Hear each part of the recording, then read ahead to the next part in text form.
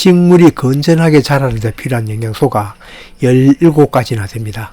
옛날 자료를 보면 16가지라고 알려져 있는데 최근에 니켈 하나를 더 포함하여 17원소입니다. 이 필수 원소 속에는 안 들어가지만 규소와 같은 영양소는 벽과의 도복을 방지하기 위해서는 필수 원소이지만 모든 작물에는 필요하지 않아 이 속에는 들어가지 않습니다.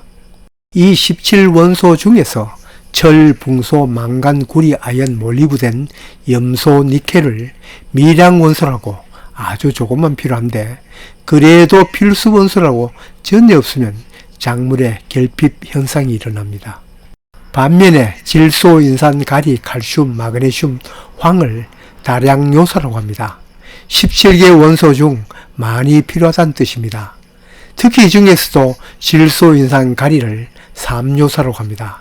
같은 다량 요소보다 5배나 10배나 더 많이 필요로 해서 흔히들 3요소라고 부릅니다. 어떤 작물을 심든 간에 밭을 만들 때 이들을 넣지 않은 경우는 드뭅니다. 더구나 다른 비료보다는 비교도 되지 않게 넣고 작물을 심습니다. 그러니 모두들 이들보다 더 필요한 영양소는 없는 줄 알고 있습니다.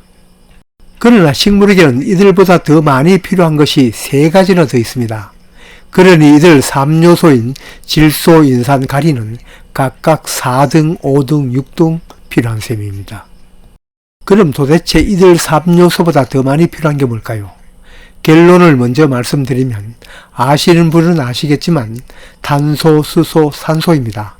물론 이들은 자연에서 얻으니 농부들이 걱정할 일은 아닙니다. 일부러 공급해 주지도 않는다는 탄소, 수소, 산소 얘기는 왜 꺼내냐고요? 말장난 하자고 꺼내는 이야기가 아닙니다. 이 이론이 작물의 자람에 가장 중요한 이론입니다.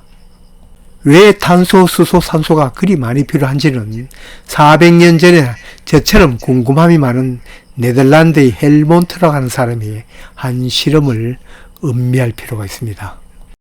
미리 말씀드리지만 여기에 나온 숫자는 자료마다 차이가 있어 그 맥락만 파악하시면 됩니다.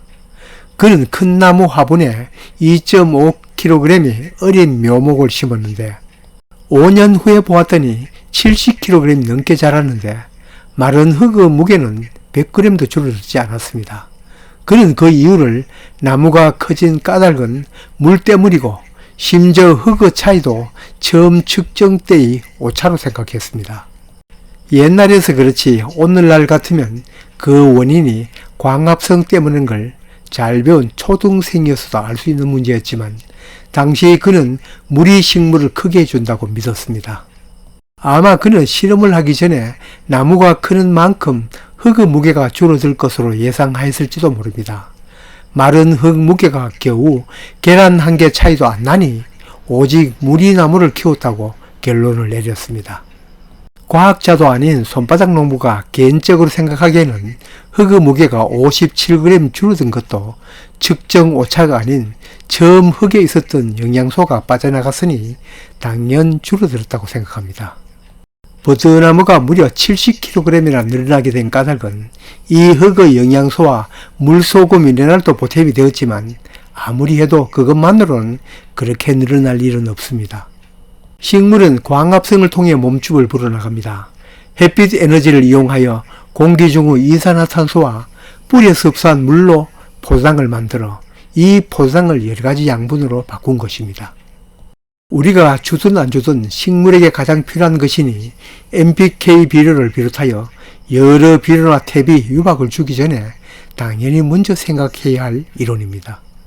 손바닥 농장 채널을 자주 시청하시는 분은 그렇게 생각하지 않지만 많은 분들이 옥수수가 이렇게 커진 원인은 우리가 준 비료가 옥수수 몸체로 이동하여 자랐다고 생각합니다.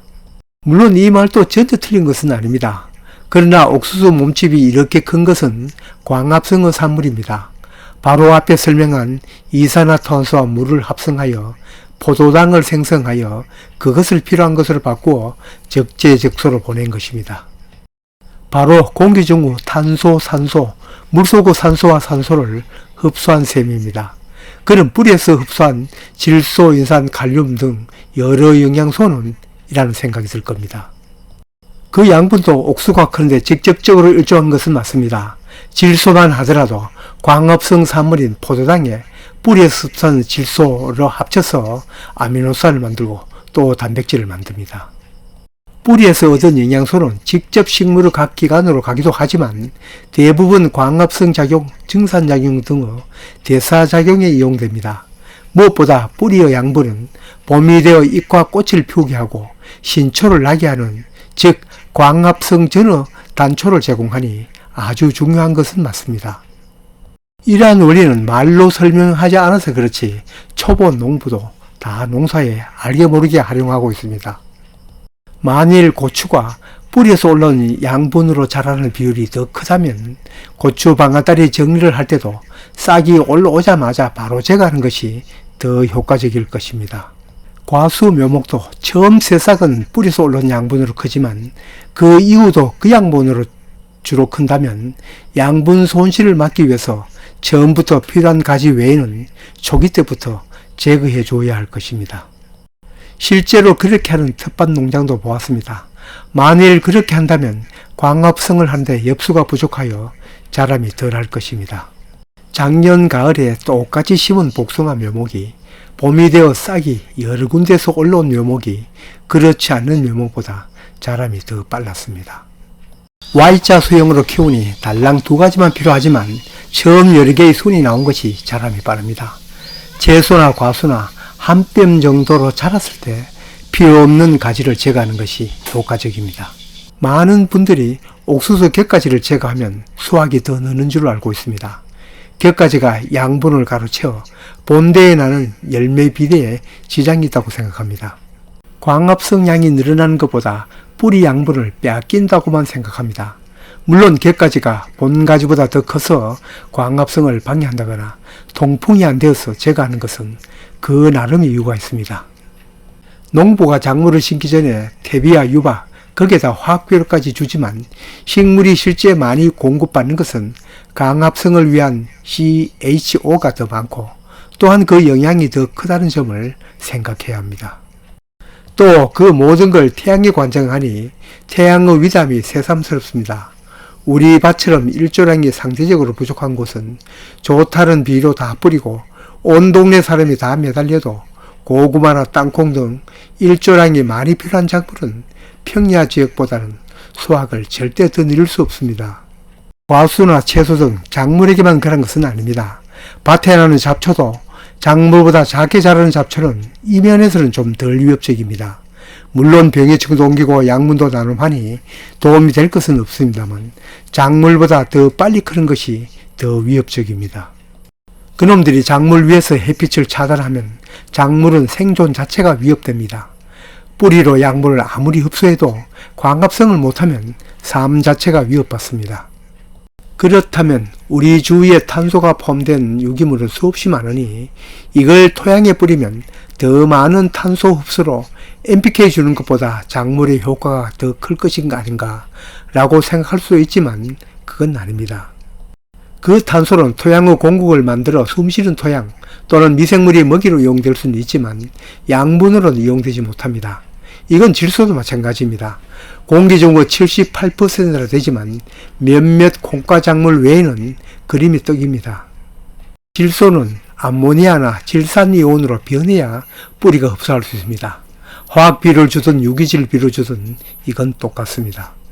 탄소도 마찬가지입니다. 광합성을 할 때 공기 중의 이산화탄소를 이용합니다. 노지에서는 어렵지만 시설 농가에서는 탄산가스를 발생시켜 작물이 더 많은 이산화탄소, 즉 탄소를 공급해 줍니다. 이러면 작물은 확실히 더 잘 자랍니다.